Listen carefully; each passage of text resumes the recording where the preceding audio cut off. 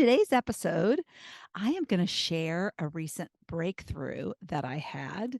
It is just 1 week old. Well, I'm recording the day before this is going to be published. So it's 6 days old. I had it during my 2-day retreat when I was in Phoenix last week. And I thought it was something that was important to share, not because I like sharing these breakthroughs that are really limiting beliefs that I have. Sometimes those we'd rather keep personal to ourselves. But I think there's teaching moments in this breakthrough. And also because after I shared it in the retreat, so many people came up to me afterwards and said that they were not only inspired by my share, but it led them to their own breakthrough. So I'll get real as I need to if it can help you get a breakthrough of some sort. So this is one of those episodes that I think just by me sharing kind of something raw and personal, it can help you. And maybe there is a block. Maybe there is, and I know, I mean, this block to me was such a shocker. Uh, and I know that we all have them. I know that there's these blind spots, as I like to call them, that we can't see. And this one, even after I shared it, it was still, I didn't realize the full extent of it. And so I'm calling this the recent discovery of a 64-year-old limiting belief, because I truly think that this is something that was a belief that began when I was in my mother's stomach right after conception. So it's going to be a good one. So let's get to it now.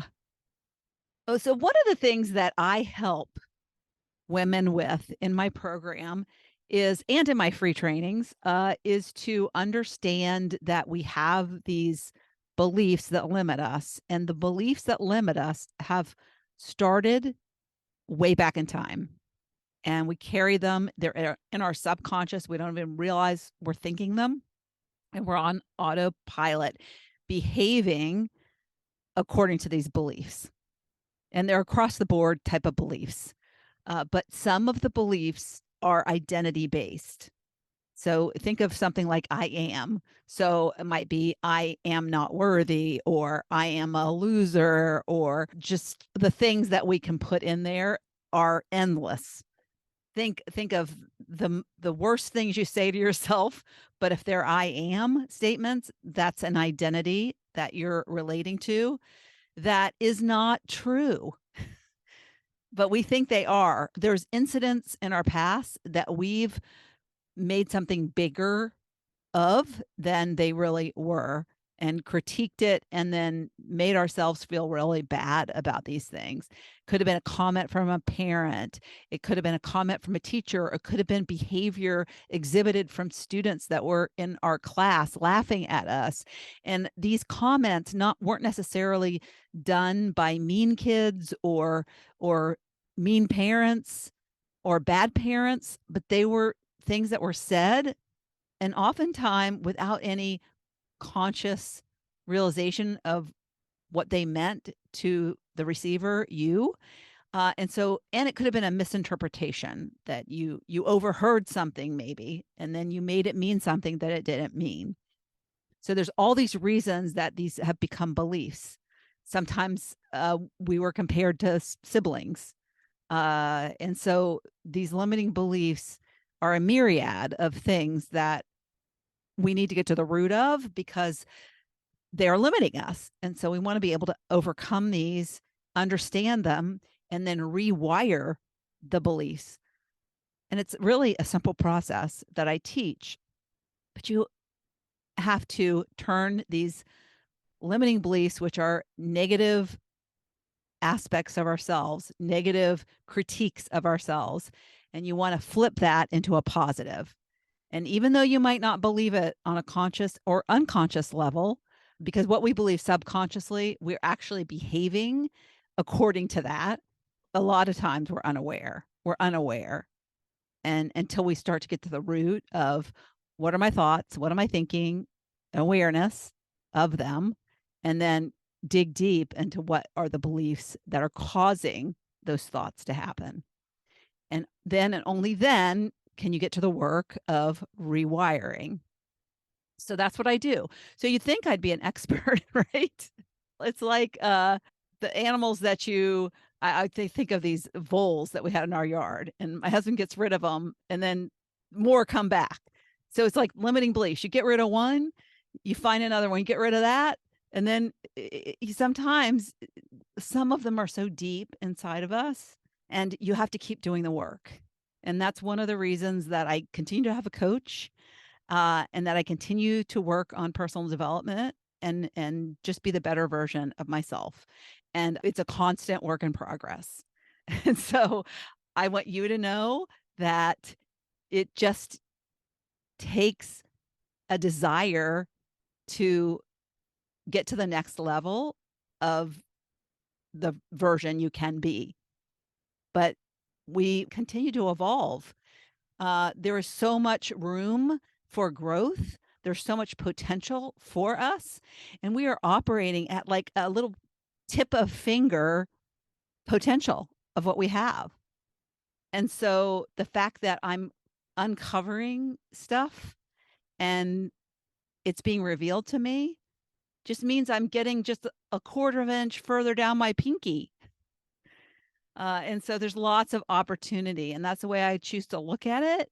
And through my growth, if I share it, then it can be super powerful to you, to know that you are capable of doing the same, because I am no special unicorn, and whatever I do, you can do, and whatever I teach, you can learn. I learned it. I didn't know this stuff 4 years ago, so this is all very new, happening. All these things that I've transformed into and learned and grown from, a lot of it's just happened in the past 4 to 5 years of my life. I was almost through my 50s when I started learning this stuff. So that was just a intro into kind of setting up the limiting belief, and it is an identity based belief. So I wanted you to have that foundation to understand that these identity beliefs affect how we behave. And so if we have a limiting belief that we're operating by, that is identity based, then the actions you're taking are not the actions of an unlimited belief, right? So that means that when you operate with an identity that's limited, you're not operating as a fuller potential person that you are. So the actions you're taking are in some cases non-actions, or actions that are not taking you to the goals you want, not taking you in the direction of the path that is most important to you. You might be stopping on the path, pausing, sitting on a bench on the path, being fearful of continuing on the path. So that's the kind of behavior that happens when you're operating from an identity-based limiting belief. So I went to this workshop. My coach has in-person workshops a couple times a year. And since the pandemic is over, it was virtual for a couple of years, but the in-person workshops are so valuable because being in person with other people who are on a personal development growth mission, and I call it the expansion of our human experience, because that's what personal development is to me. So these people are very like-minded to me. They all have businesses that they're growing. Most of them have virtual businesses. And it is a sharing and a support system unlike any other. When you grow together, you have this bond that is really hard to explain. And so when we get together in person and we go through uh this experience with our coach guiding us through many exercises that are a lot of them are really mindset type of exercises. And in some cases, some are meditation based. And so we're really connecting to our higher self, for lack of a better way of explaining it. So we're there having a human experience, but being led through these exercises that allow us to connect to a higher self that provides messages that we get intuitive hits, guidance through this experience. And my coach is really great at what he does. I've learned a lot from him. I've been to this money mindset workshop. He's had it before, but what happens is that each time you go through a learning experience, even if it might be the same, it's going to be different because the material might have been tweaked a little bit and improved. But even if it's not, you, meaning me, if we're using me as an example in this particular experience, each time I come at it, I'm coming at it with a new version of myself, with new ears, listening for things that I might not have heard before. Because when I did it the first time, I'm hearing things with these ears that have never heard this stuff before. And then the second time, it's like I'm picking up things that I might not have heard the first time because my ears weren't ready for it. So the more you expose yourself to repeated lessons, you're going to get more out of it. Oh, the other thing that I want to say too is not only are you listening with new ears, you're with new people. So, I mean, there's some of the people are the same that I've been on these workshops before with, but there's a new people, some new coaching students came in to his program in January. So there was quite a few new people that I hadn't met in person yet. And so when you are exposed to new people, those connections that you can make with those people and the stories that you'll hear that these people will share, the breakthroughs that they share, you just like people came up to me afterwards and said, "Oh my gosh, that really resonated with me. I realized I have the same belief." So what you're doing is you're learning from their breakthroughs as well, and they're learning from yours. And so having this environment really accelerates the opportunity to get the breakthroughs that you need. So the way he sets it up is really fantastic. And so we had 2 days, and one of the exercises was to write down money stories that you had that you could recall from childhood. And he sets it up so there's a way in which you probe your mind, and he presents different statements that tend to bring up past experiences. And so you're walking through his prompts, is what they are really, his prompts, and then you're writing down things that come up. And a lot of this, again, as you're connecting to this the part of your mind that oftentimes we ignore or we dismiss, and we just kind of leave that part of our brain dormant. But because we're in this probing kind of state, we're like, oh, and so we're in this environment that contributes to these what I call downloads. So you start to get these like, oh, I remember this. I remember this was my mom said this and my dad said this, and oh, what was the situation happening there? And one of the things that I realized in this time of this retreat is that all my money stories are around my mom, not my dad. My mom was the one who managed the money in the house. My dad was absent when it came to money. He was the spender. And my mom always wanted to be happy, so she let him spend, but she was always the one that was managing it and worrying about it and fretting over it. And so I thought that was really interesting.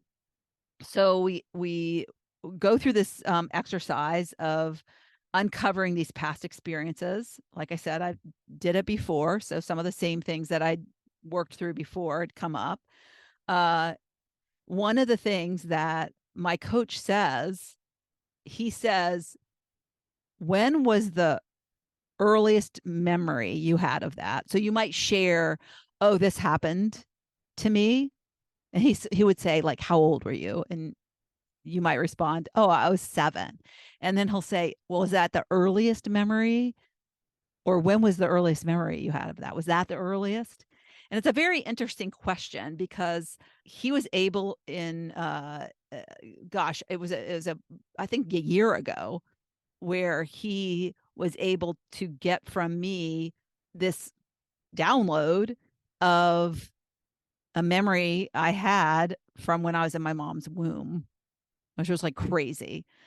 I probably did an episode on that way back when, but it was really crazy that I remembered that. And when he was prompting me, I remember thinking in my logic brain, my logic part of my brain, which is always shutting off that download activity.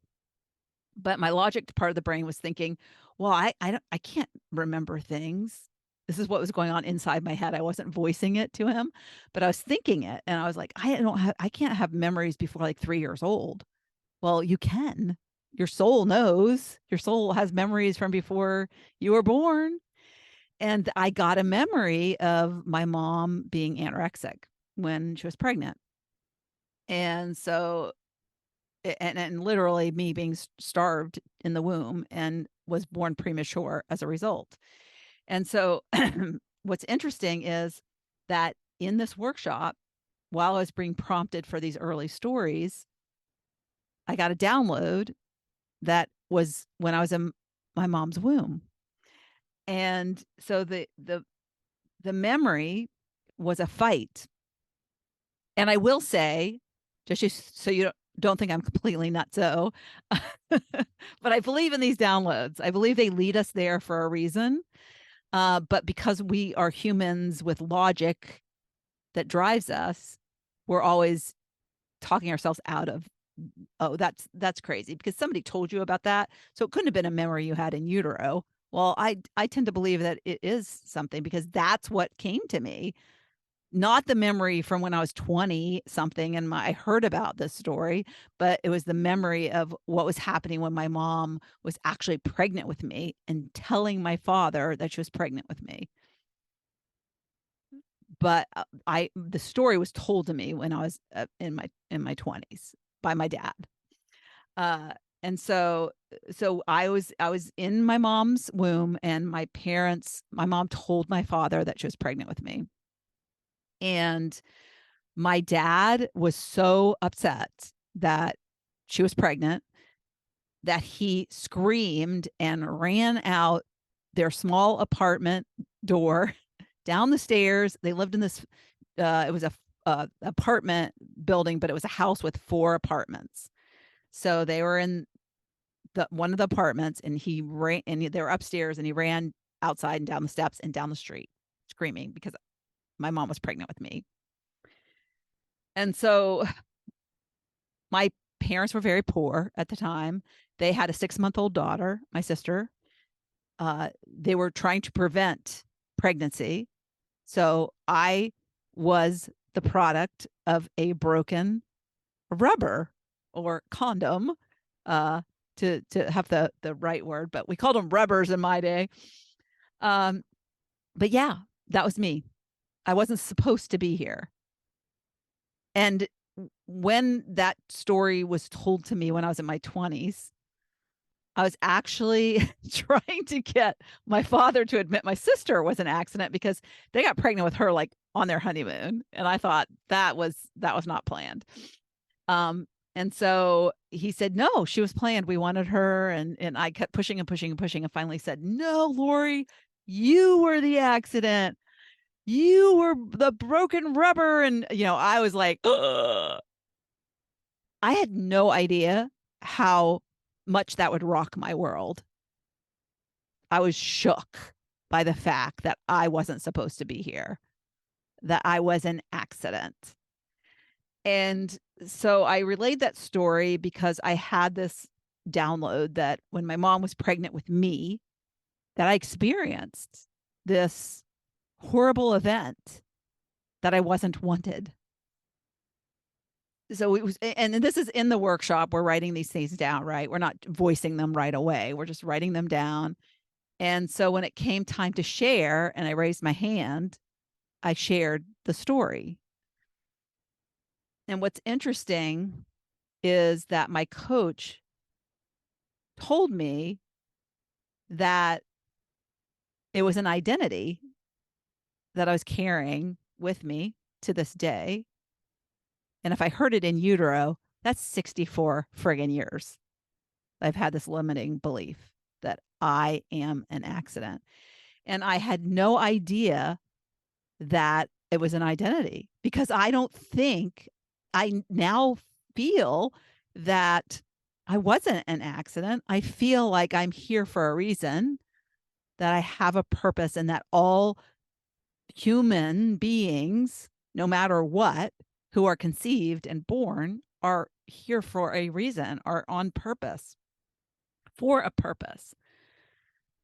But in conveying the story, I apparently said 2 or 3 times, I am an accident. And when he told me that, I said, well, no, I know I'm not an accident. Consciously, I know I'm not an accident. He goes, no, Lori, you said 2 or 3 times, I am an accident. You said it. And here I didn't even hear it. So he said, it is conscious because I said it, but yet I wasn't even aware I was saying it.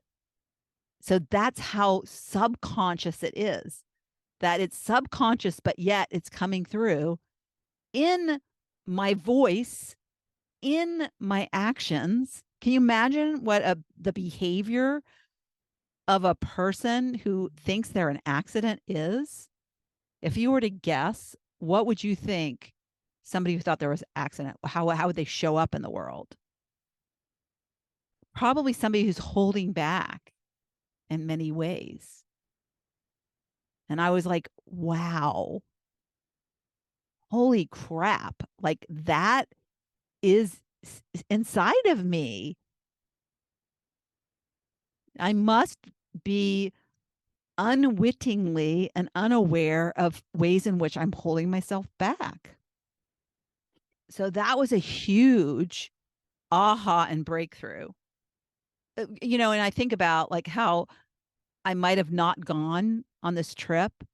And if I hadn't have gone on this trip and hadn't done the exercise and hadn't voiced my experience, because contributing what you're uncovering in a coaching session is so critical. That's like so much of the breakthrough. That's why coaches are so important. They're so important to have a coach who really can ask you the right questions and guide you in a way that you can uncover these stories and these beliefs that are limiting you, because you won't break through to that next level that you're capable of without that. You won't find your blind spots on your own. But yeah, this was a limiting, I say was, but it's still there. You got to work on these things and you have to rewire them.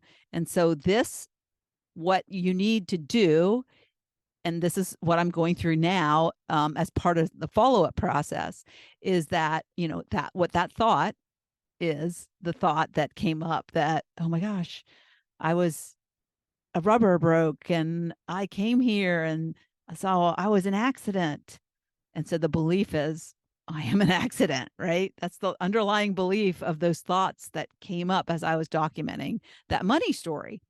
And so what I have to do now is rewire that belief and reframe it into what I call positive, empowering thought, is what you create from your automated negative thoughts.